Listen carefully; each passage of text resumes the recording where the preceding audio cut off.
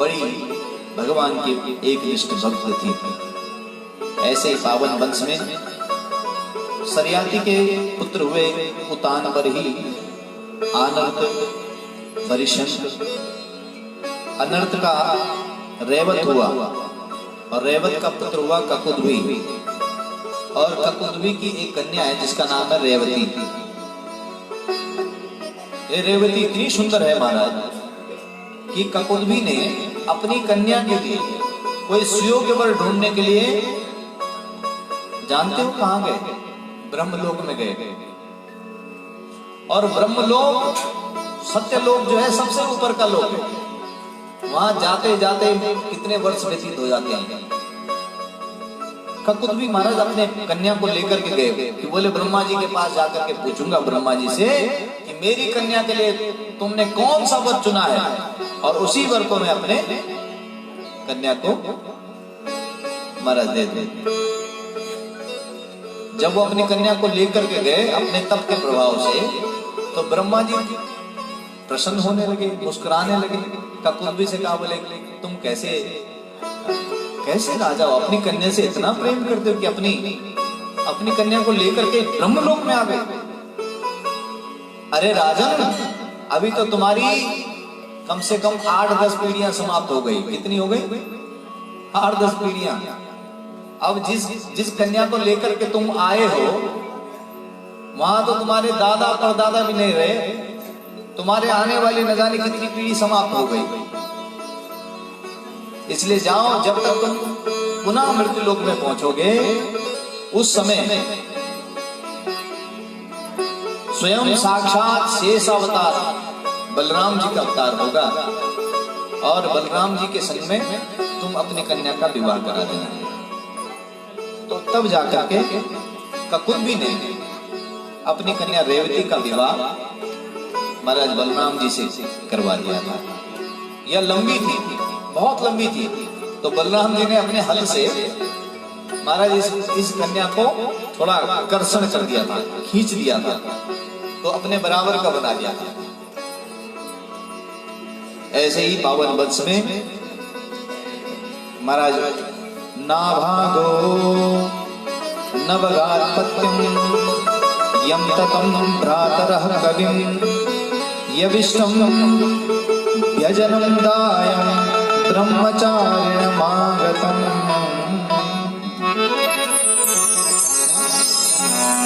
नाभाग थे महाराज, नाभाग थे। तो नाभाग का मतलब इनको कोई भाग ही नहीं मिला। भाइयों ने हिस्सा जब किया ना, तो हिस्सा करने के बाद सारा हिस्सा तो अपने आप ही ले लिया। इसको हिस्से में क्या दिया? पिताजी दे दिए। बोले तुम अपने ये पिताजी जो है तुम्हारे हिस्से में आए हैं। और नभग को जब नाभाग ने आज अपने पिता को अपना हिस्सा मान करके उनकी सेवा करने लगा, तो एक दिन वो चिंतित होने लगे। कौन? नभग। बोले बेटा तुम्हारे पास तो कुछ है भी नहीं, न तो धन है न कुछ है, और तुम्हारे चालाक भाइयों ने जो है सारा धन अपने पास रख दिया और हिस्से में मुझ बूढ़े को, मुझ जर्जर को तुम्हें दे दिया। क्या करोगे? परीक्षा लेने लगे अपने पुत्र की। लेकिन नाभाग कहने लगा, बोले पिताजी सबसे बड़ा हिस्सा तो मुझे मिला, मेरे भाग्य में आप मिले हैं, तो यह तो सौभाग्यशाली को प्राप्त होता है। इस वस्तु का मैं क्या करूंगा? ये वस्तु तो क्षणिक है, यह वस्तु मैं पुनः से कमा लूंगा, लेकिन पिता तो जीवन में एक ही बार मिलता है। आप तो मुझे बड़े भाग्य से, सौभाग्य से मिले हो, इसलिए आप बिल्कुल भी तनिक भी संदेह न करिए, मैं आपकी तन्मयता से सेवा करूंगा। तो एक दिन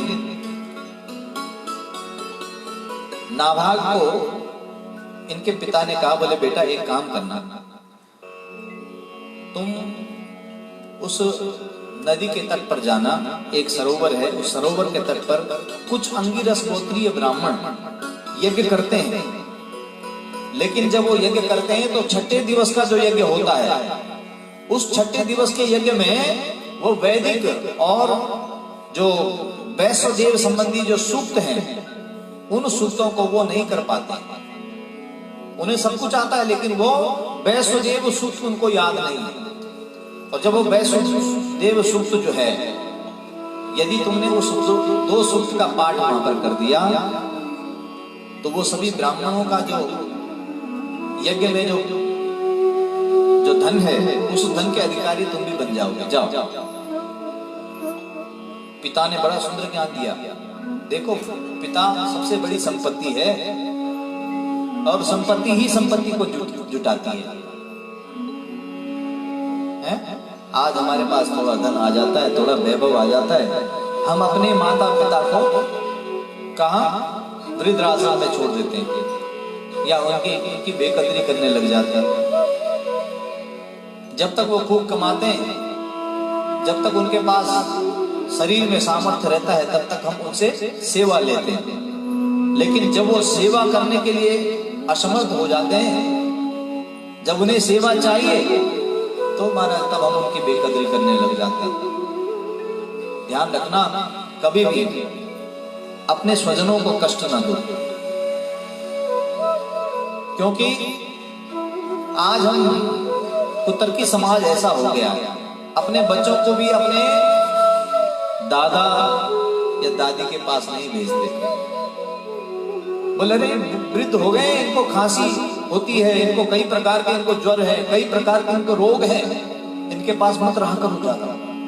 अपने बच्चों को ऐसी शिक्षा देते, जबकि ध्यान देना, वह जो दादा और पोते का जो प्यार होता है ना, वो तो अक्षम्य है महाराज, अक्षय है। उसको कोई उस प्रेम को कोई पार नहीं पा सकता।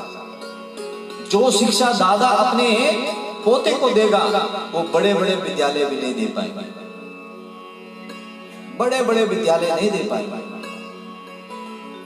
इसलिए अनुभवजन्य ज्ञान सबसे बड़ा होता है, और वो हमारे पूर्वजों के पास है, हमारे बड़ों के पास है।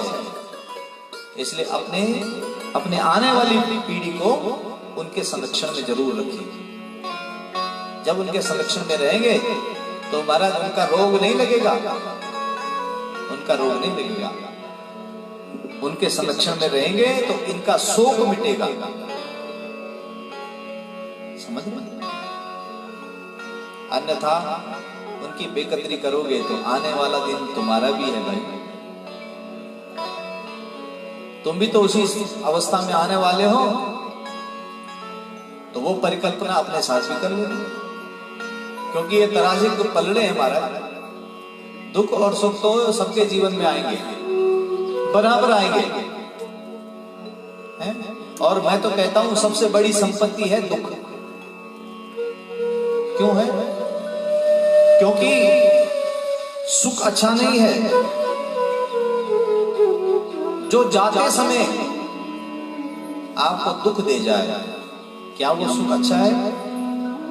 कैसे पता लगता है आपको कि मुझे सुख हो गया, मुझे सुख आ गया? कैसे पता लगता है? क्योंकि दुख गया, तभी तो पता लगा कि सुख आ गया है। और जब दुख जाता है तो सुख आ जाता है। सुख के आते ही पता लगता है, बोले अब तो हमारा दुख चला गया है, सुख आ गया है। इसलिए सबसे बड़ी संपत्ति मानव की क्या है? दुख है।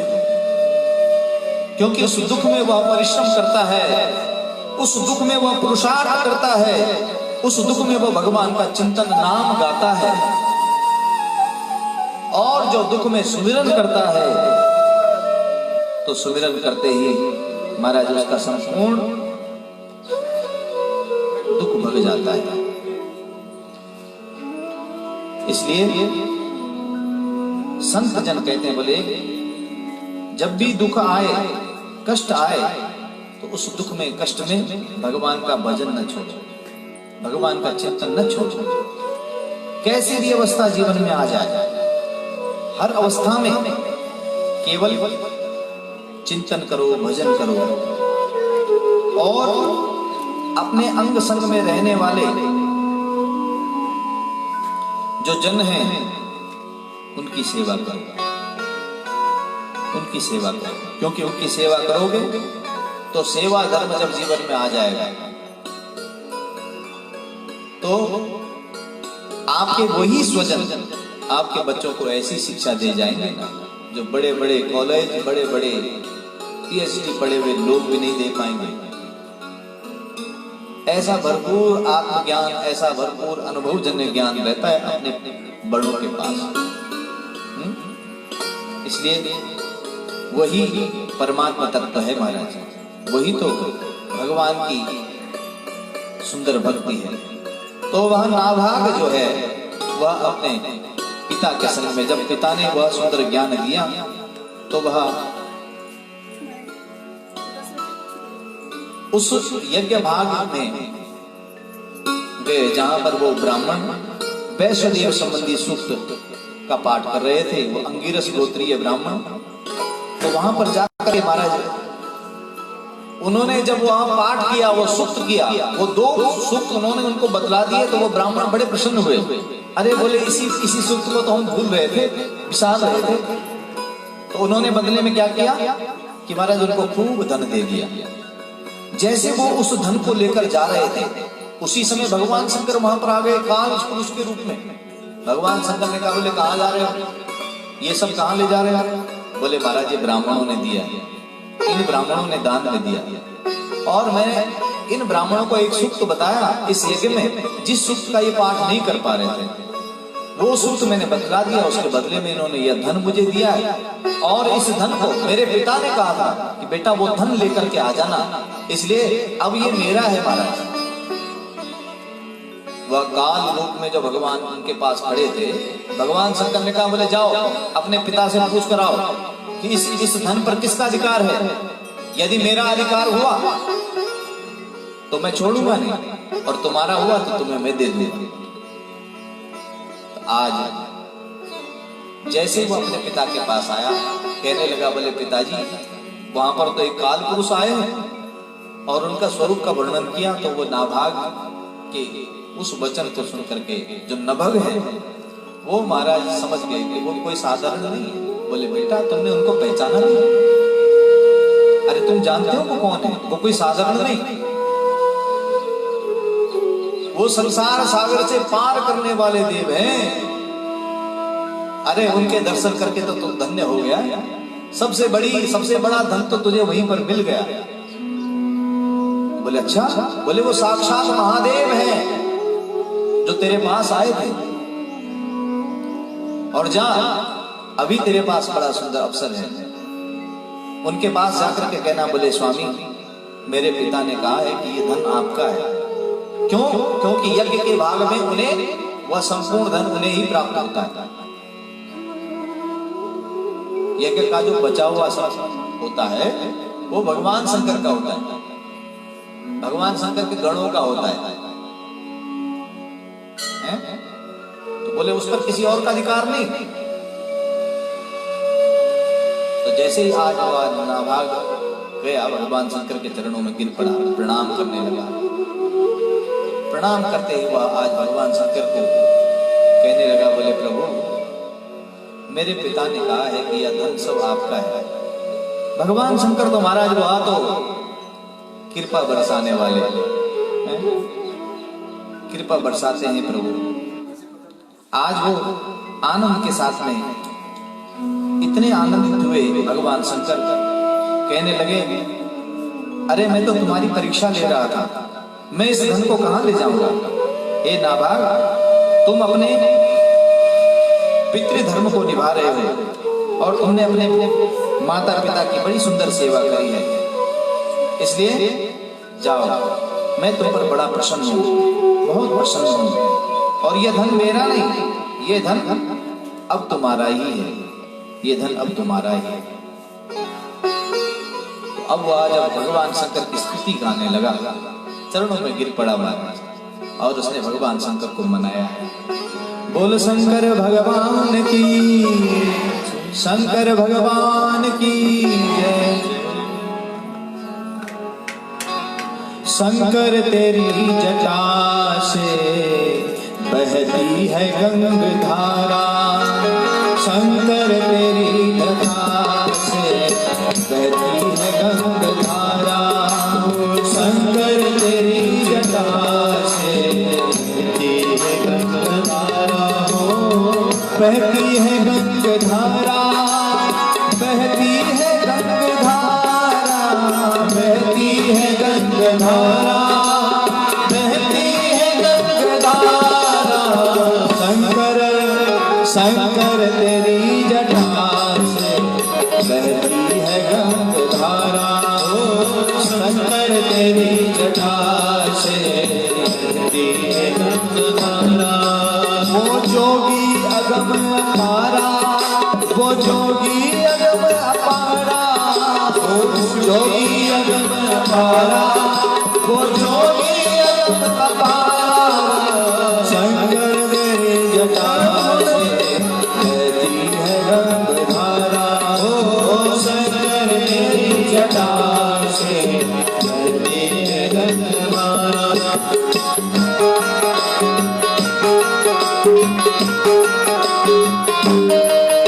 काली सेवा में कंजूसी न करें, भगवान शंकर को मनाइए। शंकर भगवान की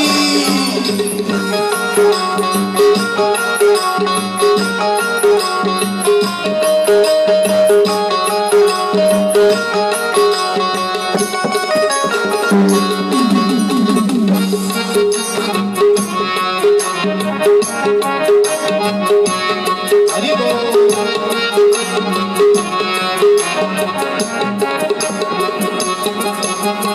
कलमुंड बाल राजे शशि भाल में विराजे, कलमुंड बाल राजे शशि भाल में विराजे। डमरू निनाद बाजे, डमरू निनाद बाजे, घर में त्रिशूल धारा।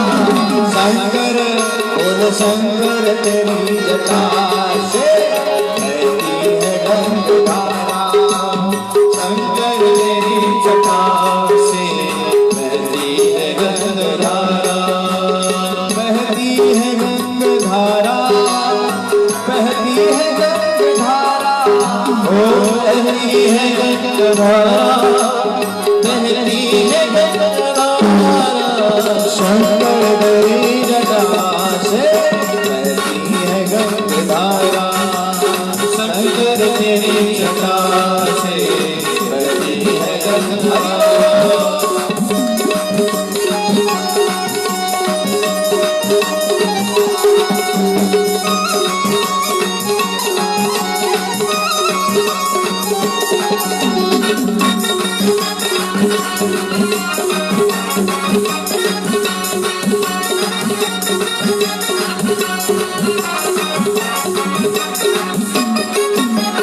त्रिगुण तेज राशि कटिबंध नाग फांसी, त्रिगुण तेज राशि कटिबंध नाग फांसी। ओ गिरजा है संग दासी, ओ गिरजा है संग दासी, ओ गिरजा है संग दासी, ओ गिरजा है संग दासी। ओ सब देश के आधारा। शंकर शंकर तेरी जटा से बहती है गंगाधारा, शंकर तेरी जटा से बहती है गंगाधारा। शंकर तेरी जटा से बहती है गंगाधारा हो, शंकर तेरी जटा से बहती है गंगाधारा। बहती है गंगाधारा, बहती है गंगाधारा, बहती है गंगाधारा, बहती है गंगाधारा। शंकर तेरी जटा से बहती है गंगाधारा हो, शंकर तेरी जटा से बहती है गंगाधारा। शंकर तेरी जटा से बहती है गंगाधारा हो, शंकर तेरी जटा से बहती है गंगाधारा। शंकर भगवान की लक्ष्मण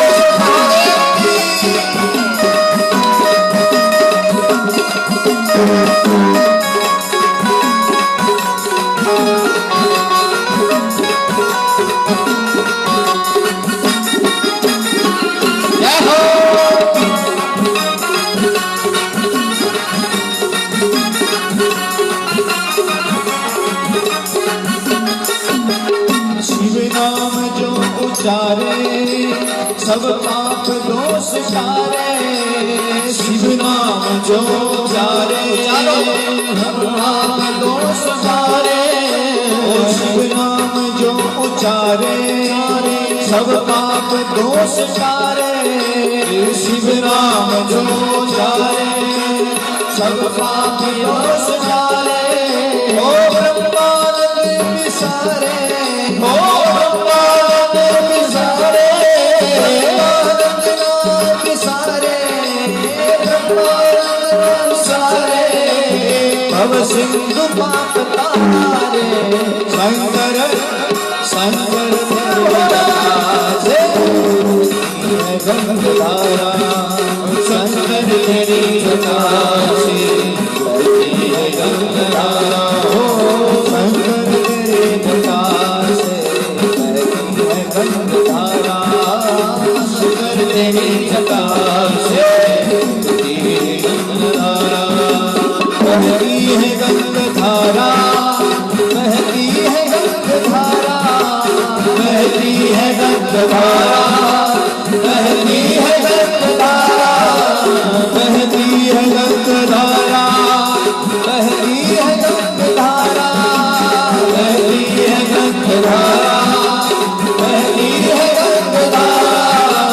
शंकर बोल शंकर तेरी जटा से बहती है गंगाधारा। ओम शंकर तेरी जटा से बहती है गंगाधारा। बहती है गंगाधारा, बहती है गंगाधारा, बहती है गंगाधारा, बहती है गंगाधारा। गंगाधर महादेव की जय, गंगाधर महादेव की जय। भगवान शंकर महाराज कृपा बरसाने वाले हैं। और जो आप सभी जन भगवान शंकर को केवल एक लोटा जल चढ़ाते हैं, एक लोटा जल चढ़ाने से ही वो प्रसन्न हो जाते हैं। दो ही देव ऐसे हैं जो केवल जल से प्रसन्न होते हैं। कौन कौन से बताओ? पहला कौन है? कौन है? जोर से बोलो ना। एक देव है भगवान शंकर जो जल से प्रसन्न होते हैं, और दूसरे सूर्य देव। अच्छा, हमारे महीने में अब तो पहले तो वो पेन से लिखने वाला आता था, अब वो मशीन लेकर के आता है घर में। सबके घर में आता है, किसी के घर के अंदर आता है, किसी के गेट के पास आता है। खंबा लगा होता है, उस पर क्या होता है, एक मीटर लगा होता है कि नहीं?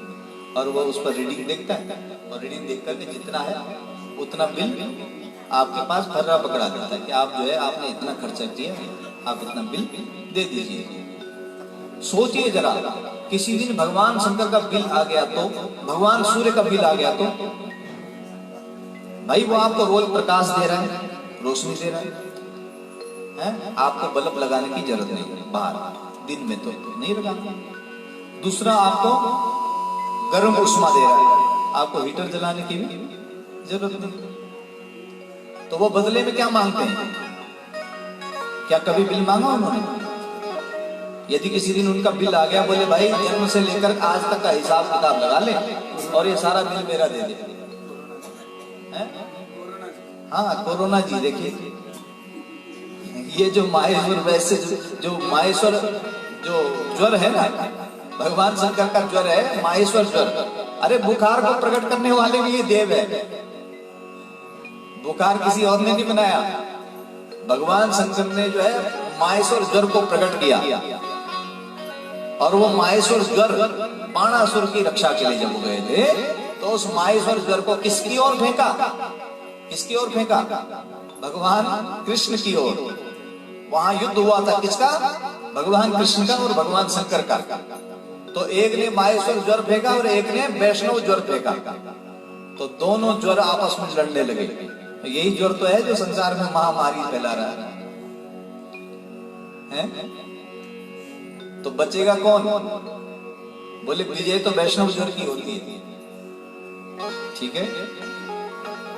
इसलिए माहेश्वर ज्वर से बचना है तो वैष्णव ज्वर, वैष्णवों के संग में जाओ, वैष्णवों का नाम चिंतन करो, भगवान की महिमा को गुणानुवाद करो, और उन्हें कभी किसी प्रकार का कोई ज्वर सताएगा नहीं। तो भगवान सूर्य मांगते हैं क्या?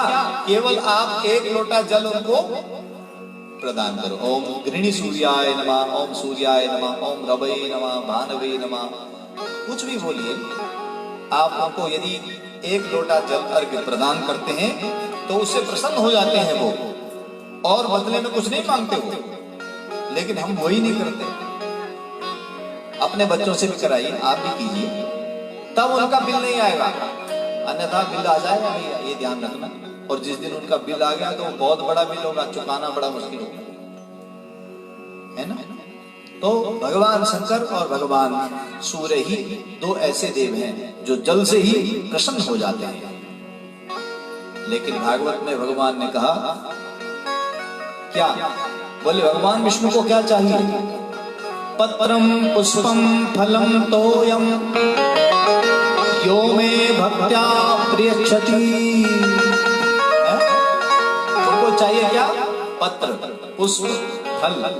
क्योंकि भगवान विष्णु क्या है? अलंकार प्रिय है। भगवान विष्णु को अलंकार बड़ा प्रिय लगता है। उन्हें माला भी अच्छी लगती है, उन्हें चंदन भी अच्छा लगता है।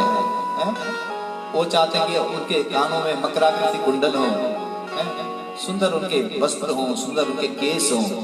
आहा, श्रृंगार प्रिय है भगवान, उन्हें श्रृंगार अधिक प्रिय है। इसीलिए उनको खूब सजाना चाहिए, खूब सजाना चाहिए।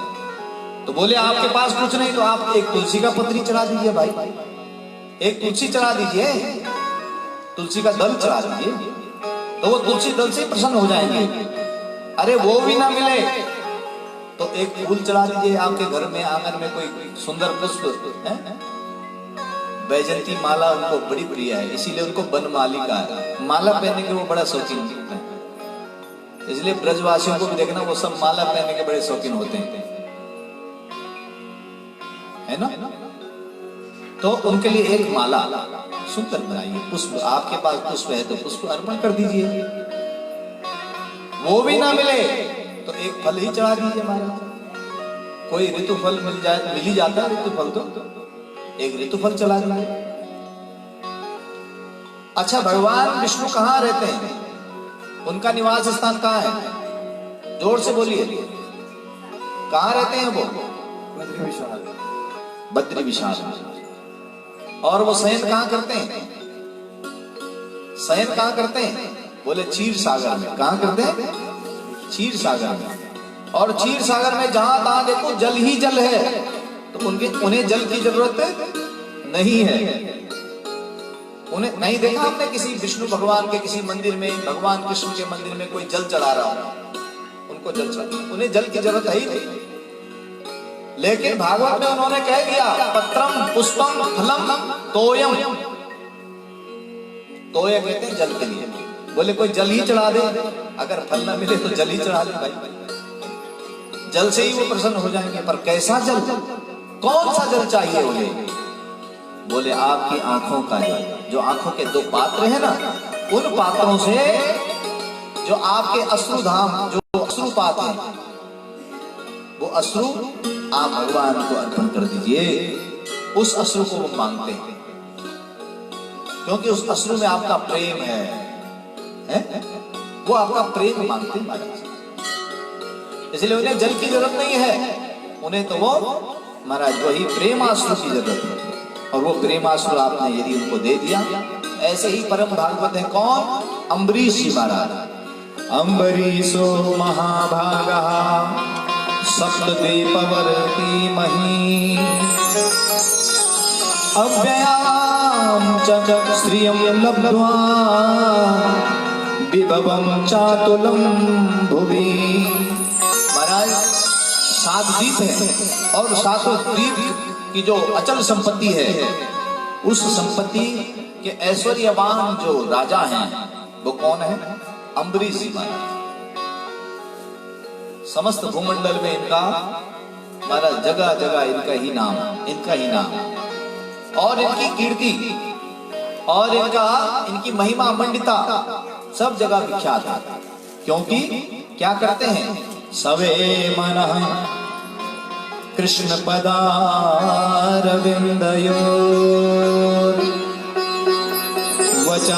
वैकुंठ गुणानुवर्णने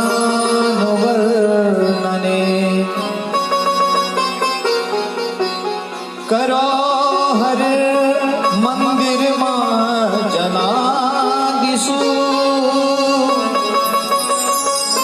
श्रुतिं चकारा च्युत सत्कथोदय सबे मना कृष्ण पदारविंदयो। उनका यदि मन है, उनका मन यदि लगता है तो कहाँ लगता है? केवल भगवान कृष्ण के चरणों में। राजा है, वो चाहते हैं कई सेवकों को लगा दे, लेकिन राज्य की समस्त सेवाएं उन्होंने मंत्री सचिव इत्यादि सबको दी है, लेकिन अपने ठाकुर की सेवा, अपने ठाकुर के मंदिर की सेवा, हरि मंदिर की सेवा किसी को नहीं दी, और देना भी मत। यदि आप भक्त हैं तो अपने ठाकुर की सेवा कभी किसी को न देना, स्वयं करो वो सेवा, क्योंकि ये सौभाग्य आपको मिला है। तो वो भी ठाकुर की सेवा स्वयं करते हैं। करो हरे मंदिर मार्जनादिषु, हरि मंदिर का मार्जन, हरि मंदिर का शुद्धता पवित्रता, वहां का झाड़ू पोछा लगाना, वहां की शुद्धता पवित्रता करना, ये राजा होकर के स्वयं करते हैं महाराज, स्वयं करते हैं। अरे एक दिन तो वो चाकी चला रहे थे, और चक्की चलाते समय उस पर जो गेहूं पिसता, उस गेहूं से उन्होंने ठाकुर के लिए कुछ सुंदर सुपाच्य भोग बनाने के लिए मन में सोचा, और आज वो चाकी चलाते चलाते मेहनत कर रहे थे, और उसी समय भगवान अपना पीताम्बर लेकर के उनके पास प्रकट हो गए। कहा, बोले अम्बरीश, अरे इतनी मेहनत करते हो मेरे लिए? बोले प्रभु ये कोई ज्यादा मेहनत है? अरे ये तो मेरा सौभाग्य है, ये मेरा सौभाग्य है, आपकी सेवा का मुझे अवसर मिलता रहता है।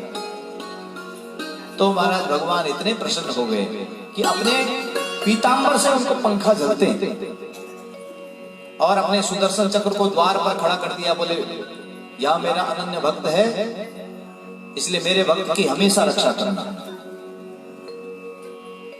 वह परम भागवत जो अम्बरीश जी महाराज हैं, एक बार उन्होंने, महाराज कार्तिक के महीने की बात है कि 1 वर्ष तक उन्होंने एकादशी का व्रत का विधान लिया था, और एकादशी का व्रत जीवन में जरूर करना चाहिए। एकादशी का व्रत करने से संसार का समस्त राग द्वेष समाप्त हो जाता है, काम क्रोध मद द्वेष ये सारे महाराज दूर हट जाते हैं, और परमात्मा चिंतन होता है, भगवान में मन लगता है, भगवान की सायुज्य भक्ति प्राप्त होती है। इसलिए जीवन में एकादशी व्रत जरूर करिएगा, और मैं तो कहता हूं जवानी में करिए, बुढ़ापे में मत करिए। हम लोग सोचते हैं कि बुढ़ापे में एकादशी का व्रत करेंगे, बुढ़ापे में तो महाराज भजन होता ही नहीं है, ये ध्यान रखना। बुढ़ापे में राम भी नहीं बोला जाता, क्योंकि दांत रहते नहीं, तब क्या बोलता? बोला राम, राम नहीं बोला जाता, बोले लाम लाम लाम। बोले बाबा बोल राम, बोले राम तो बोले नहीं, दांत है ही नहीं, तो वो शब्द सारा निकलता नहीं, तो लाम लाम। जवानी में खूब भजन करिए, जवानी में खूब भगवान का नाम चिंतन करिए, खूब व्रत करिए, उपासना करिए, साधना करिए। बुढ़ापे में महाराज आपके शरीर की सारी हड्डियां स्वयं कीर्तन करने लग जाएंगी, क्योंकि बैठा भी नहीं जाएगा, ज्यादा देर बैठेंगे नहीं। जो बूढ़ी बूढ़ी माताएं हैं, मैं देख रहा हूं कई बार, ये पैर को खड़ा करती, ये थक जाता है तो ये करती, क्या करें, शरीर है भाई। बहुत सी माताएं तुम्हारा जाती हैं, बोले बहुत अच्छी बात, आहा कितना सुंदर यहाँ पर गंगा जी की हवा, आहा, और सुंदर ये बांसुरी की तान, क्या नींद आ रही है। और वो सहारा भी देख लेती है माता पीछे, बोले कहीं पर पीछे थोड़ा सा कमर को टिकाने के लिए जगह मिल जाए तो 3 घंटे की समाधि, 3 घंटे तक पता ही नहीं चलता। हम कहते हैं यदि कथा में आकर के आपको नींद भी आ जाती है,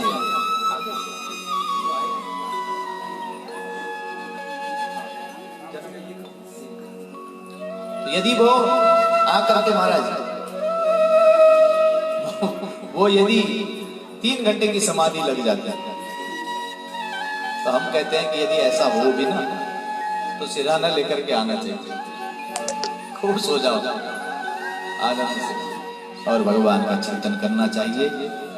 इस प्रकार अम्बरीश जी महाराज ने भगवान का भजन सुंदर किया। एक एकादशी का व्रत कर रहे थे, तो एकादशी के व्रत में महाराज उसी समय दुर्वासा जी का आगमन हुआ, और दुर्वासा संत का आगमन होते ही उस दिन एकादशी व्यतीत हो गई थी और द्वादशी का आगमन हो गया था। द्वादशी के आगमन में द्वादशी पारायण करना था, तो पारायण करते समय महाराज वह तिथि का, यदि समय पर पारायण न हो तो तिथि का दोष लगता है, तो क्या किया जाए? क्योंकि संत आए हैं, बोले संत को पहले भोजन कराया जाए, संत की सेवा की जाए, उसके बाद ही तिथि का पारण किया जाएगा। ऐसा करने के लिए उन्होंने महाराज मन बनाया। तो यह सोच ही रहे थे, उसी समय ब्राह्मणों ने कहा, बोले एक काम करना कि संत आए हैं तो आप केवल जल से ही व्रत का पारण कर सकते हैं, क्योंकि अम्बसा केवले नाथ करे से व्रत पारणम प्राहुर दक्षिणम विप्रा यसितम नासितम च तत्। बोले श्रुतियों में वेदों में कहा है कि जल पीने से महाराज व्रत का पारण हो जाता है। वो भोजन में भी नहीं आता, अन्न में भी नहीं आता है। लेकिन जैसे वो आज संतों और ब्राह्मणों के माध्यम से उस जल पी करके ही केवल व्रत का पारण कर रहे थे कि ताकि तिथि का दोष न लगे और अव्यागत का भी दोष न लगे, क्योंकि मेहमान आए, संत आए। तो जैसे जल पी रहे थे उसी समय आगमन हो गया दुर्वासा जी का, और उनका कोप बरसने लगा। अपने कोप में वो कहने लगे, बोले अरे पहले मुझे बुला लेता है, मेरा आतिथ्य ग्रहण कर लेता है और स्वयं भोजन पा लेता है, स्वयं जो है व्रत का पारण कर लेता है। इसलिए उन्होंने एक कृत्या को उत्पन्न किया, और कृत्या को उत्पन्न करते ही महाराज जैसे कहा कि बोले जाओ इस अम्बरीश को मार डालो। लेकिन भगवान ने तो पहले वहां सुदर्शन चक्र को खड़ा किया था। वो सुदर्शन आया और उसने आज इस कृत्या राक्षसी को मार डाला, और अब वो सुदर्शन दुर्वासा जी के पीछे पीछे दौड़ने लगा। अब दुर्वासा जी महाराज आज अपनी रक्षा करने के लिए दौड़ने लगे। भगवान शंकर के लोक में गए। भगवान शंकर ने कहा, बोले जिसका ये अस्त्र है वही बचा सकता है। तो वहां दौड़ करके पुनः महाराज वैकुंठ में गए भगवान विष्णु के पास। जैसे भगवान विष्णु के पास गए तो भगवान विष्णु कहने लगे, हे दुर्वासा जी, यह अस्त्र, यह जो सुदर्शन है अभी मेरी भी बात नहीं मानेगा। बोले क्यों? बोले आप मेरी बात इसलिए नहीं मानेगा, या तो मेरे भक्त की रक्षा के लिए खड़ा है और मैं भक्तों के अधीन रहता हूं, मैं स्वतंत्र कहां हूं? अहम भक्त पराधीनो ये स्वतंत्र इव द्विजा साधुर्ग्रस्त हृदयो भक्तेर भक्त जना प्रिया।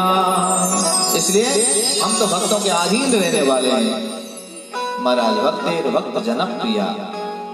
बोले तुम्हारी रक्षा यदि कोई कर सकता है तो वो केवल वही अम्बरीश है। तो आज दौड़ करके अम्बरीश के पास आए, अम्बरीश के चरणों में प्रणाम किया। कहने लगे, बोले अम्बरीश तुम परम भागवत भक्त हो, अपने इस सुदर्शन को शांत करो। तो आज अम्बरीश महाराज सुदर्शन के सामने खड़े हो गए, प्रार्थना करने लगे, स्तुति गाने लगे।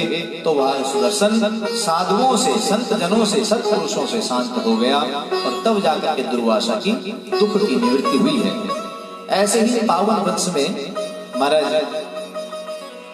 कामनाएं कब जाग जाए पता नहीं चलता। एक बार सौबरी मुनि तपस्या कर रहे थे, तो तपस्या करते करते एक दिन उन्होंने जल में देखा कि जल में कुछ महाराज मत्स्य जो है जल क्रीड़ा कर रही थी, मछलियां, और उन मछलियों को जल क्रीड़ा करते देख उनका महाराज बहुत वर्षों का जो तप था वो क्षीण हो गया, क्योंकि उनकी कामनाएं जागृत हो गई। और वो जाकर के मानधाता के पास गए और मानधाता से उनकी 50 कन्याओं को मांग लिया और 50 कन्याओं के साथ में विवाह कर लिया। विवाह कर लिया तो उनकी आंखें एक दिन खुली, अरे मैंने जीवन में इतना तप किया, तपस्या करी और इस तपस्या से संसार के इस काम में फंस गया। और तब जाकर के महाराज पुनः से व्रत में लीन हो गए। ऐसे ही सूर्यवंश बड़ा विस्तार है इसका, जिसमें त्रिशंकु और राजा हरिश्चंद्र जैसे सत्यवादी हुए, जिन्होंने स्वप्न में ही महाराज अपने राज्य का दान कर दिया था, लेकिन अपने सत्य धर्म को निभाने के लिए उन्होंने अपने संपूर्ण राज्य को गुरु को दे दिया और उसकी दक्षिणा देने के लिए अपने आप को भी बेच डाला, अपने परिवार स्वजनों को भी बेच डाला। और जब भगवान ने उनकी परीक्षा ली तो विश्वामित्र ऋषि के माध्यम से परीक्षा में वह उत्तीर्ण हुए। अपने सत्य व्रत को उन्होंने महाराज कभी त्याग नहीं किया और उस सत्य धर्म को निभाते हुए सारे जन में उनके नाम और यश होने लगा। ऐसे सत्यवादी हुए राजा हरिश्चंद्र। हरिश्चंद्र जी महाराज की। और हरिश्चंद्र जी के पुत्र जो रोहित हुए, उन रोहित के हरित हुए, हरित के चंप हुए, चंप के सुदेव हुए, सुदेव के भरुक हुए और भरुक के वृक हुए महाराज। ऐसे ही एक बाहुक नाम के राजा हुए। बाहुक जो थे उनकी महाराज करोड़ों रानियां हैं, लेकिन संतान किसी से भी नहीं। तो संतति के लिए उन्होंने बहुत सा प्रयास किया। एक दिन वो अपनी सुंदर रानी को लेकर के एक संत के यहाँ गए। तो संत के यहाँ जाकर के वहां उन्होंने, संत ने प्रसाद दिया, बोले जिस करोड़ रानियों में जिससे तुम अधिक प्रेम करते हो उस रानी को ये फल खिला देना, उसे तुम्हें पुत्र की प्राप्ति हो जाएगी। आज एक जो उनकी सबसे प्राण प्रिया जो पटरानी थी, उसे उन्होंने वो फल दिया तो उसकी सेवा में लगे रहते। कुछ समय बाद महाराज एक दिन क्या हुआ कि वन में अन्य राजाओं ने महाराज बाहुक राजा को मार डाला। तो वो उदास हो गई। बोले क्या करें, अब तो गर्भ बल रहा है। करोड़ों जो अन्य रानियां थी वो भी महाराज सौतिया व्यवहार करने लगे। क्या किया जाए? तो वो वापस जब अपने घर में आने लगी तो उन सभी रानियों ने उससे बैर ठान लिया। बोले इसका जो पुत्र होगा वही तो राज्य की संपदा का उपभोग करेगा, इसलिए इसका पुत्र ही नहीं होगा तो फिर राज्य की संपदा कैसे उपभोग करेगा। तो उन्होंने क्या किया, उसको जहर खिला दिया, उस रानी को जहर खिला दिया। लेकिन जिसकी रक्षा करने वाले स्वयं भगवान हो, उसका कोई कुछ बिगाड़ नहीं सकता।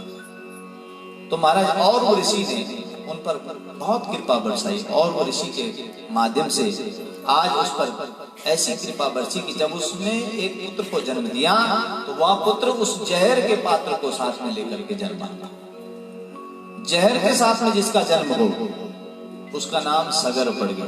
गर कहते हैं जहर के लिए, और जहर के साथ में जिसका जन्म हुआ हो वो सगर है। बोले सगर जी महाराज की। और ये सगर की महाराज दो पत्नियां हैं। एक पत्नी का नाम है केसनी और एक का नाम है सुमति। सुमति के 60,000 पुत्र हुए। कितने हुए? 60,000। और केसनी का एक पुत्र हुआ असमंजस। एक दिन महाराज इन्होंने एक बड़ा अश्वमेध यज्ञ किया और उस अश्वमेध यज्ञ का जो घोड़ा था उस घोड़े को जब छोड़ा गया तो महाराज 60,000 पुत्रों को इनके पीछे छोड़ दिया। बोले जाओ इस घोड़े की रक्षा करना। मार्ग में उस घोड़े को इंद्र ने चुरा लिया और इंद्र ने उस घोड़े को चुरा करके कहां बांध दिया? कपिल मुनि के आश्रम में। इन 60,000 पुत्रों ने उस घोड़े को ढूंढने के लिए सारी पृथ्वी खोद डाली महाराज, खोद डाली, पर वो कहीं पर महाराज वो घोड़ा नहीं मिला। ढूंढते ढूंढते जब सागर के तट पर गए, देखा कि कपिल मुनि के आश्रम में वो घोड़ा बंधा हुआ था। तो द्वेष के कारण, कोप के कारण वो पत्थर बरसाने लगे कपिल मुनि पर। कपिल मुनि की क्रोधाग्नि से दग्ध होकर के ये सभी के सब 60,000 भस्म हो गए महाराज। अब सगर को जैसे ज्ञात हुआ कि 60,000 पुत्र मर गए, कैसे इनका उद्धार होगा?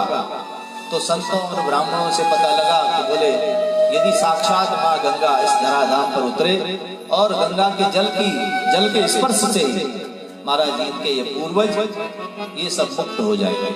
तो असमंजस का पुत्र है अंशुमान, वो वन में गया। वन में जाकर के उसने गंगा को प्राप्त करने के लिए, गंगा को इस धरती पर लाने के लिए तप किया, संपूर्ण जीवन लगा दिया, लेकिन महाराज गंगा नहीं आई।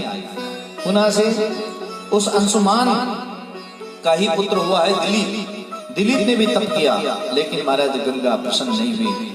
अब तो राजा भगीरथ का जन्म हुआ, और जैसे भगीरथ ने पता लगा कि सारे मेरे जितने पूर्वज थे उन्होंने गंगा को प्रसन्नता करने के लिए, गंगा को धराधाम पर लाने के लिए बहुत सा तप किया था, लेकिन गंगा नहीं आई। तो अब की बार इसने कठिन से कठिन तप किया और माँ गंगा प्रसन्न हुई। गंगा ने कहा, बोले हे भगीरथ, तुम्हारे संपूर्ण वंश से मैं बड़ी प्रसन्न हूँ, क्योंकि तुम्हारे वंश में सबने, तुम्हारी कई पीढ़ियों ने मेरा भजन किया है, लेकिन मैं आना तो चाहती हूँ, किंतु मैं कैसे आऊं? मेरा ऐसा प्रबल वेग है, ऐसा प्रवाह है कि मैं यदि इस धराधाम पर आऊंगी तो धराधाम पर आते ही मैं रसातल की ओर चली जाऊंगी, क्योंकि मेरा प्रचंड वेग यह धरा पृथ्वी थाम नहीं पाएगी। यदि ऐसी कोई व्यवस्था बन जाए तो वहां जाओ। बोले क्या करना चाहिए? बोले केवल महादेव शंकर हैं जो मेरे प्रचंड वेग को थाम सकते हैं, इसलिए तो महादेव शंकर की शरण में जा। और आज भगीरथ ने भगवान शंकर का स्तवन किया, भगवान शंकर का ध्यान किया, और जब भगवान शंकर का ध्यान किया तो भोलेनाथ तो महाराज साक्षात गंगाधर हैं, प्रसन्न हो गए। कहा, बोले हे भगीरथ, जाओ कहो उस गंगा से कि मैं उसके वेग को थामने के लिए तैयार हूं। और वह खड़े हो गए, त्रिशूल लेकर अपने बाण, महाराज अपने बालों को, केशों को खोल दिया। उसी समय ब्रह्मा ने सत्यलोक से उसी गंगा को कमंडलों से जैसे उड़ेला, तो वो sir sir sir sir sir करती हुई इस धराधाम पर आने लगी। जब धराधाम पर आई तो महाराज भगवान शंकर के वो जटाओं में जाकर के भगवान शंकर ने अपनी जटाओं के अंदर ही उसको बंद कर दिया। अब वो जटाओं में घूमने लगी। जब वो जटाओं में घूमने लगी तो उसका नाम क्या पड़ा? जटा शंकरी मैया की, जटा शंकरी मैया की। भगवान शंकर से प्रार्थना करने लगे भगीरथ। कहा, बोले प्रभु, मेरे पूर्वजों ने इतना जन्म ही लगा दिया और वो गंगा बड़ी मुश्किल से आई है, आपकी कृपा हुई है, वो गंगा आपके शीश में विराजमान हो गई। हे जटा शंकरी, हे भोलेनाथ, आप इस गंगा की एक धार को छोड़ दीजिए। और तब भगवान शंकर प्रसन्न हुए और उन्होंने अपनी जटाओं से 3 धाराएं विभक्त करी है। एक धारा को तो आकाश में भेज दिया, तो वो आकाश गंगा बन गई, और एक धारा को पाताल में भेज दिया, वो पाताल गंगा बन गई, और एक धारा को भगीरथ राजा के पीछे पीछे छोड़ दिया। अब आगे आगे भगीरथ जा रहा है, पीछे पीछे गंगा की धारा। तो जहां पर भगीरथ ने वो गंगा की धारा को प्राप्त किया, जहां पर वो गंगा की धारा उतरी, वो क्या बन गया? क्या बना? गंगोत्री धाम की, गंगोत्री धाम की। गंगा जहां उतरी वहां का नाम है गंगोत्री। तो गंगा वहां से हर्षिल, और हर्षिल से महाराज वो कल कल निदान करती करती वह जब आगे आने लगी तो महाराज वहाँ जैनु जांगला एक जगह नाम है, जहाँ पर जैनु ऋषि की तपस्थली है। इतना प्रबल वेग था कि जैनु ऋषि की महाराज सारी कुटिया ही बह गई। उन्हें क्रोध आया, उन्होंने एक बार ही आचमन किया और सारी गंगा को महाराज पी लिया। भगीरथ ने पीछे देखा, बोले गंगा कहाँ गई, कहाँ गई? देखा सामने मुनि बैठे, चरणों में गिर पड़े, बोले महाराज ऐसा न कीजिए, आप गंगा की धार को छोड़ दीजिए। बोले अब यदि मुख से निकालूंगा तो वो अचिष्ट हो जाएंगी, झूठी हो जाएंगी, इसलिए अपने जंघा पर्दे से उस गंगा को बाहर निकाला, तो वो क्या बन गई? बोले जानवी मैया की, जानवी मैया की। और जब वो आगे आगे बढ़ी तो महाराज उत्तरकाशी से देवप्रयाग में अलकनंदा से मिली। तो पहले क्या थी? भागीरथी मैया की। और अलकनंदा से मिली तो क्या बन गई?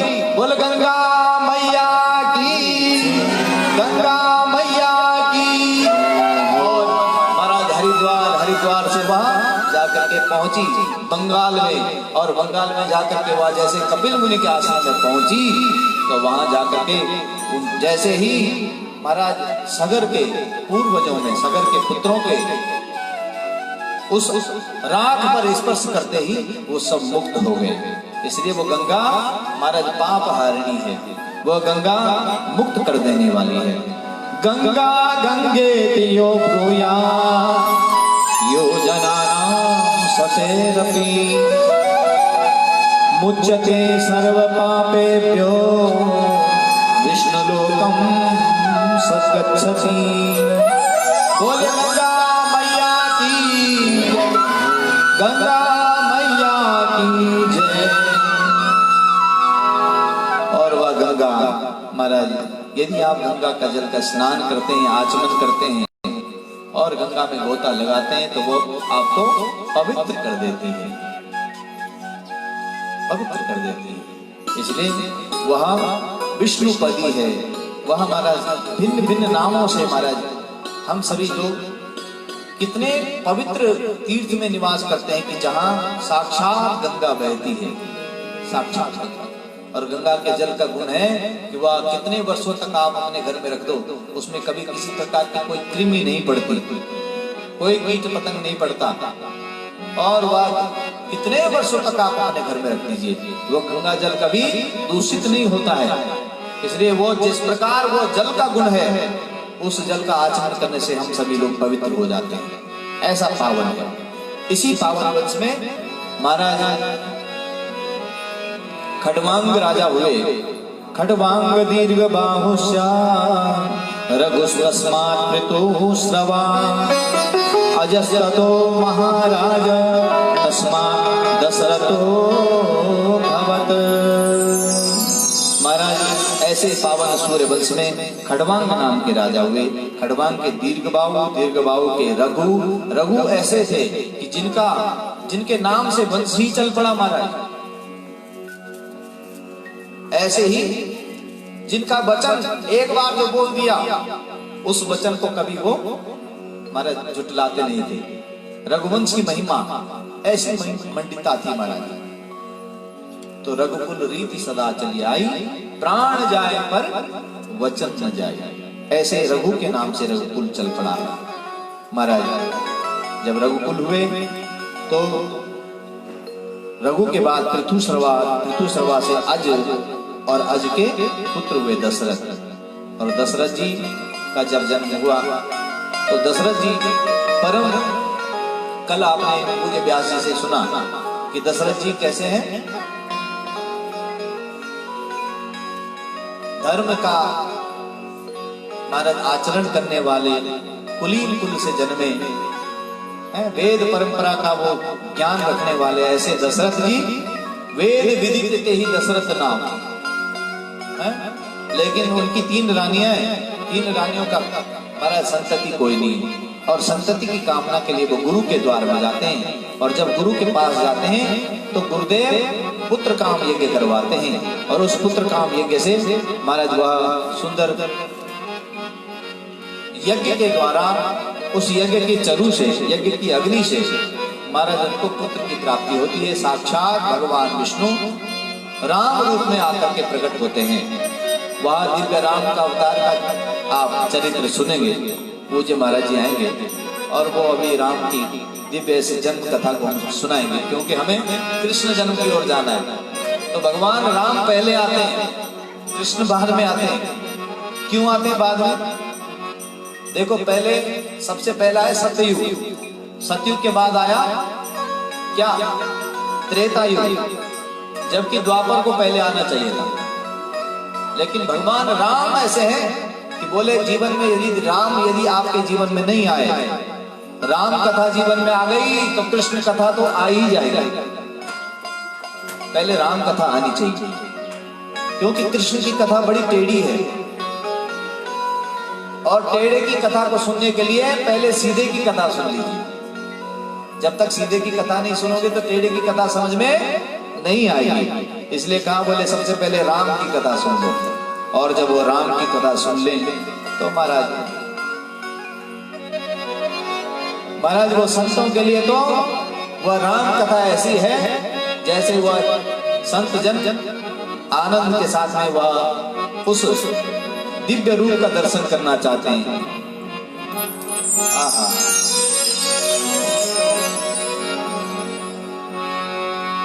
राम कथा शशि किरण समान,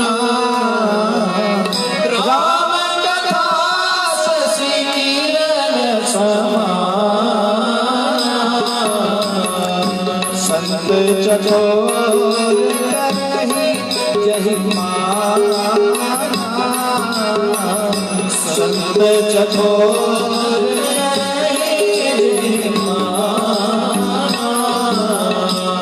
राम कथा शशि किरण समाना, राम कथा शशि किरण समाना, संत चकोर करहि जहि माना, संत चकोर करहि जहि माना, राम कथा शशि किरण समाना, राम कथा शशि किरण समाना, संत चकोर करहि जहि माना, संत चकोर करहि जहि माना। जय सिया राम, जय सिया राम, जय सिया राम, जय सिया राम, जय सिया राम, जय सिया राम, जय सिया राम, जय सिया राम। भगवान राम की प्राप्ति कैसे हो, कैसे मिलेंगे प्रभु राम? बोले उसके लिए हमें क्या करना पड़ेगा कि सबसे पहले भक्ति किसकी करनी है?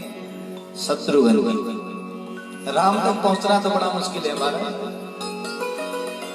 पहले शत्रुघ्न की भक्ति करिए। बोले शत्रुघ्न कौन है? तो रामचरितमानस में बाबा जी ने कहा, जाके सिमरन तेरे पुनासा, नाम शत्रुघ्न वेद प्रकाशा। बोले जिसका सुमिरन करने से शत्रुओं का नाश हो जाता है। अच्छा, रामचरितमानस में आपने सुना कहीं कि शत्रुघ्न ने धनुष बाण उठाया और अमुक राक्षस को मार डाला? कहीं नहीं। और वो भागवत में आता है कि शत्रुघ्न जी ने महाराज एक जगह धनुष उठाया, किसे? मधु नाम के एक दैत्य को मारने के लिए। वो भागवत में आता है, रामचरितमानस में नहीं। और तब मधु नाम के दैत्य को मारा था, तब मथुरापुरी बसाई थी। मथुरापुरी बसाने वाले कौन है? शत्रुघ्न जी महाराज। लेकिन महाराज उन्होंने कहीं रामचरितमानस में कहीं धनुष बाण उठाया ही, लेकिन यहाँ उनका जो स्वरूप बताया कैसे, जाके सुमिरन तेरे पुनासा, जिसके सुमिरन करने से शत्रुओं का नाश हो जाता है। इतना भयंकर है क्या वो? बोले जो कभी लड़े नहीं। तो कहा बोले कैसे रिपुओं का नाश होता है? बोले आंतरिक रिपुओं का, जो हमारे काम क्रोध मद लोभ मात्सर्य रूप है, शत्रु हैं, उनके सिमरन करने से वो उनका नाश हो जाता है। और उनकी जो धर्म पत्नी है उसका नाम क्या है? शत्रुघ्न की पत्नी का नाम क्या है? जोर से बोलो ना। श्रुत कीर्ति। क्या है? श्रुत कीर्ति। जिसने सुना है, क्या सुना है? बोले कीर्ति को। किसकी कीर्ति? बोले भगवान की कीर्ति को जिसने सुना है, जिसके श्रवण रंध्र में केवल भगवान की कथा ही जाती है। यह है इनकी धर्मपत्नी। तो जब आपके जीवन में या शत्रुघ्न और श्रुत कीर्ति आ जाए तो समझना आप एक सीढ़ी पार हो गए। दूसरे नंबर पर किसका ध्यान करना है? लक्ष्मण जी का। लक्ष्मण कौन है? बोले लक्ष्मण है जिनके जीवन का लक्ष्य ही एक है। क्या लक्ष्य है? राम जी में समर्पण। समर्पण। माता रामो मत पिता रामचंद्र, स्वामी रामो मत सखा रामचंद्र, सर्वस्व में रामचंद्रो दयालो, ना अन्यम जाने नैव जाने न जाने। राम जी के प्रति ऐसा समर्पण भाव। वन हुआ था, वनवास मिला था राम जी को, लेकिन महाराज झोला से आगे आगे कौन? लक्ष्मण जी बोले मैं भी चलूंगा, मैं भी जाऊंगा, मैं यहां नहीं रहूंगा। सबसे आगे चल दिए थे। ऐसे लक्ष्मण जी, जिनकी पत्नी है कौन? उर्मिला। उर्मिला का ध्यान करिए। उर्मिला ऐसी है कि महाराज वहां सत्पात्र है। तीसरे नंबर पर भरत जी का स्तवन करना चाहिए। भरत कौन है? बोले भरत है भरने वाले, जो भरते हैं। क्या भरते हैं? प्रेम भरते हैं। भरत चरित करने तुलसी जय सागर सुनई, सिया राम चरित पद प्रेम अवश्य होए भव रस बिरती।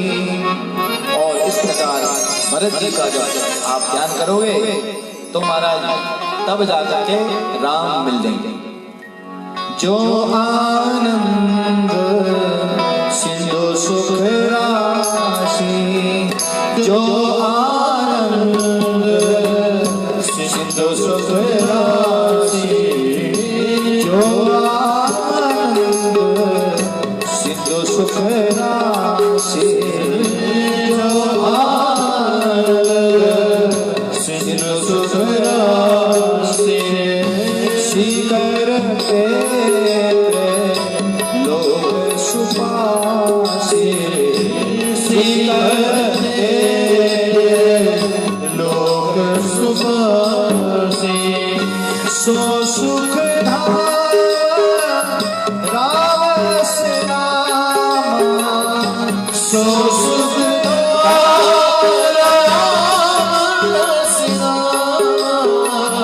पावन काल लोक विश्राम, पावन काल लोक विश्राम, पावन काल लोक विश्राम, पावन काल लोक विश्राम। इस प्रकार प्रभु राम का आगमन हुआ तो महाराज राम की दिव्य लीला पूज्य व्यास जी हमको श्रवण कराएंगे। आइए, प्रभु चंद्रवंश में किस प्रकार आए हैं। उन्होंने चंद्रवंश में माथुर मंडल जो है, उस माथुर मंडल में कंस आतताई है, जिसने कई आसुरी वृत्तियों को महाराज एकत्र किया। और उन आसुरी वृत्तियों को एकत्र करते ही जब उसका पाप पुंज बढ़ गया तो उस पाप पुंज से पृथ्वी महाराज गौ का रूप धारण करती है, क्षीर सागर के समीप भगवान का ध्यान चिंतन करती है। कहती है प्रभु आप आइए ना, आप आइए ना, मेरे भार का हरण करिए ना, अब मैं इस भार को सहन नहीं कर पा रही। यह सोच करके जब वह प्रार्थना करती है तो भगवान की दिव्यमयी वाणी, आज अमृतमयी वाणी समस्त देवताओं के संग में वह गौ सुनती है। कहा बोले हे गौ, हे धरती, चिंता न कर, मैं आने वाला हूँ और अकेले नहीं आ रहा हूँ, समस्त परिकरों के साथ में आ रहा हूँ। इन देवताओं से कहो कि जाओ या सब के सब गोकुल मंडल में, ब्रज मंडल में कोई वृक्ष बन जाओ, कोई लता पता बन जाओ, कोई ग्वाले बन जाओ, कोई गैया बन जाओ, कोई बछड़े बन जाओ, कोई पक्षी बन जाओ, और मैं अपनी लीला को, बाल लीलाओं को करने के लिए वसुदेव गृहे साक्षात भगवान पुरुषा परः जनिष्यते तत्प्रियार्थम संभवन्तो सुरस्त्रियः। इसलिए मैं वसुदेव जी के घर में आकर के जन्म लेने वाला हूँ। यहाँ कहते ही आज जैसे ही एक दिन यह पापी कंस अपने भाई देवक की कन्या देवकी का विवाह वसुदेव जी के साथ में करने जा रहा था, तो उसी समय देवताओं ने देव माया से प्रेरित होकर के महाराज देववाणी से कहा, बोले हे पापी कंस, जिस कन्या को, जिस बहन को तू इतने प्रेम से ले जा रहा है, इसी का 8वां गर्भ तेरा काल होगा। और एक क्षण में उसका प्रेम कहां धूलि में मिट गया, एक क्षण में उसका प्रेम कहां चला गया, पता ही नहीं चला। अपनी बहन के केस पकड़े और तलवार हाथ में लेकर के जैसे ही मारने को उद्यत हुआ, उसी समय महाराज कौन, वसुदेव जी चरणों में गिर पड़े, क्योंकि ये पति है, पति का धर्म है रक्षा करना। कहा, बोले महाराज ऐसा क्यों कर रहे हो, अरे अभी तो इतने प्रेम से अपनी बहन को छोड़ने जा रहे हो और अभी अभी तुमने ऐसी अवस्था, अरे इसका 8वां गर्भ तुम्हारे लिए ठीक नहीं है। मैं इसका पति हूं, तुम्हें वचन देता हूं कि इसका 8वां गर्भ मैं तुम्हारे पास लेकर आऊंगा।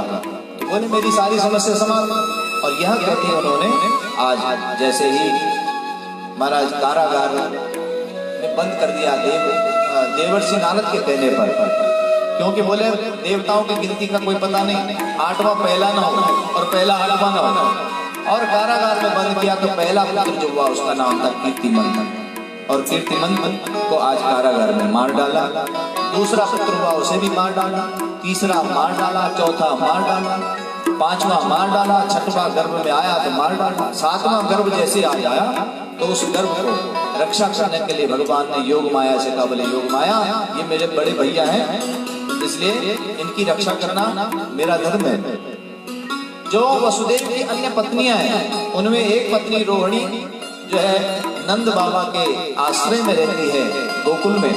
कहा योग माया इस गर्भ को मेरी माया देवकी के गर्भ से इस गर्भ को ले जा करके और दूसरी माँ रोहिणी के गर्भ में स्थापित कर दो, और तुम स्वयं वही नंद बाबा की पत्नी यशोदा के गर्भ से जन्म लेना, और जन्म लेते ही तुम आकर के कारागार में आना और कंस के हाथ से छूट जाना, छूट करके तुम अष्टभुजा विंध्यवासिनी बन जाओगी।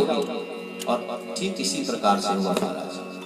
आज जैसे कारागार में वो मोह रात्रि सारे देवता स्तुति करने आए थे, स्तुति करके जैसे गए तो वह सुंदर भाद्रपद का मास, और भाद्रपद के मास में कृष्ण पक्ष अष्टमी तिथि, रोहिणी नाम का नक्षत्र, हंसन नाम का योग, बब नाम का कर्ण, मध्य रात्रि का समय ठीक 12 बजे भगवान का प्राकट्य हुआ और वह हमारा शंख चक्र गदा इत्यादि धारण करते हुए आए। तो देव जी ने जब दर्शन किया तो वो प्रणाम करने लगे, बोले पिताजी प्रणाम, आप तो परम पुरुष परमात्मा हो। बोले भैया मैं तो आपका पुत्र बन के आया। और यह सोचते उन्होंने फिर से महाराज अपना बाल रूप का दर्शन दिखाया है, उस बाल लीला का दर्शन किया है। और जैसे ही आज वह छोटे बने तो ऐसी मोहनी हुई कि कारागार के जो ताले थे वो सब खुल गए, ताले खुल गए महाराज, जो जाग रहे थे वो सब सो गए जितने सैनिक थे, और वसुदेव जी की बेड़ियां खुल गई। वहीं सूप पर महाराज ठाकुर जी को रख करके आज वह गोकुल मंडल की ओर ले जाने लगे। मार्ग में यमुना का प्रबल वेग था, और यमुना का प्रबल वेग जैसे ही ठाकुर जी का दर्शन किया तो वह शांत हो गया और मार्ग दे दिया यमुना ने। और मार्ग देते ही गोकुल में अर्धरात्रि के समय भगवान नंदालय में पहुंच गए, और नंदालय में पहुंचते जैसे यशोदा के कक्ष में गए तो वहां जाकर के आज उस पालने में एक बालिका महाराज जन्मी है। एक यशोदा ने एक कन्या को जन्म दिया, लेकिन इसको प्रसव देना ही महाराज पीड़ा ही नहीं। एक नवयुवती बहू थी ना, उसने कहा बोले सासू माँ जब मेरा पुत्र होगा ना तो मुझे जगा देना। सासू माँ ने कहा बोले तेरा पुत्र तो हो, अरे तुझे जगाना क्या, तू सारे गांव को जगा देगी, सारे गांव को जगा देगी, तुझे जगाने की जरूरत नहीं पड़ेगी बेटा। तो ठीक उसी प्रकार महाराज प्रसव वेदना ही नहीं हुई, कोई पीड़ा नहीं हुई, और उसने एक कन्या को जन्म दे भी दिया। इस प्रकार वो योग माया नाम से विख्यात हुई महाराज। जब महाराज वह कारागार का आई, कंस ने देखा तो मारने को उद्यत हुआ, भाव आ गया, बोले अरे ऐसा न हो कि इस कन्या का कोई पुत्र हो, इसलिए वो मारने के उद्यत हुए उसको। तो महाराज आज वह हाथ से छूट गई। बोल विंध्यवासिनी मैया की जय, योग माया मैया की जय। और इधर नंद बाबा जैसे आज प्रातः काल महाराज उन्होंने सबसे पहले जाकर के देखा तो उनकी जो बहन है 1 महीने पहले आकर के अपने भाभी की सेवा के लिए आई है। कौन? सुनंदा। और वह सुनंदा आज प्रातः काल जैसे ही गई तो उसने देखा कि पालना हिल रहा है, और जब पालना हिल रहा है तो वह अंदर जाकर के देखती है तो ठाकुर जी का हुआ दर्शन। आहा, अब तो वह दौड़ दौड़ करके नंद बाबा के पास जाती, बोले भैया हो गया है, भैया हो गया। बोले क्या हुआ? बोले ऐसे नहीं बता। अरे उसके लिए तो देना पड़ेगा। बोले नहीं नहीं ऐसा मत कर, जल्दी बता क्या हुआ, क्योंकि पूरी रात भर वो सोए नहीं। आज जब बहुत प्रकार की सामग्री आज उसने मांगी, कहा बोले बधाई हो लाला भयो है, लाला भयो है। बोले कृष्णचंद्र भगवान की, कृष्णचंद्र भगवान की। और इस प्रकार नंद बाबा के यहाँ आज आनंद हुआ है। नंद के आनंद भयो जय कन्हैया लाल की, नंद के आनंद भयो जय कन्हैया लाल की। ओ नंद के आनंद भयो जय कन्हैया लाल की, नंद के आनंद भयो जय कन्हैया लाल की, नंद के आनंद भयो जय कन्हैया लाल की।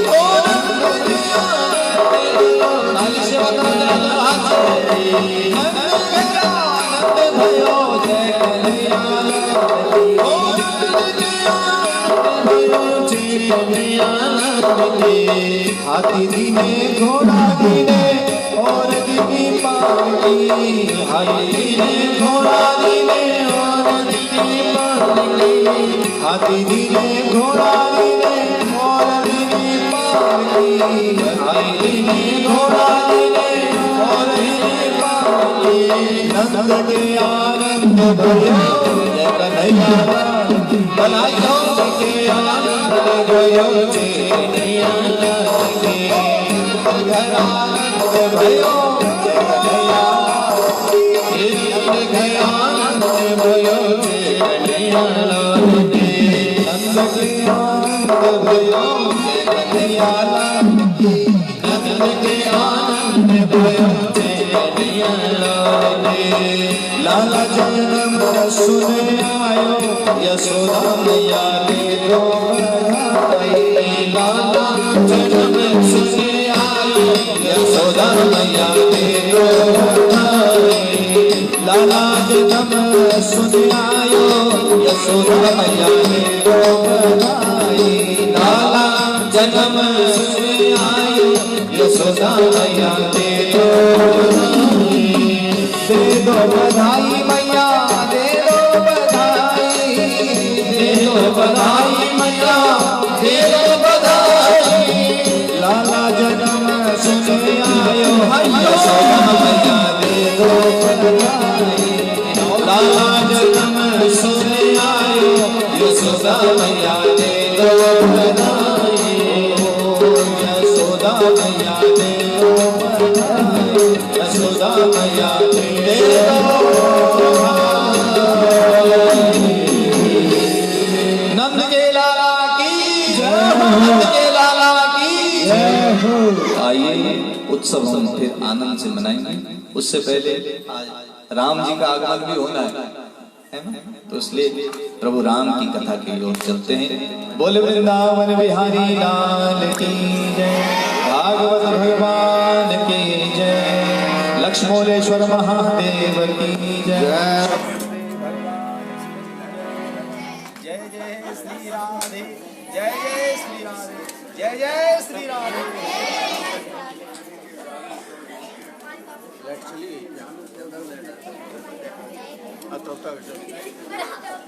आप टाइम हुआ है।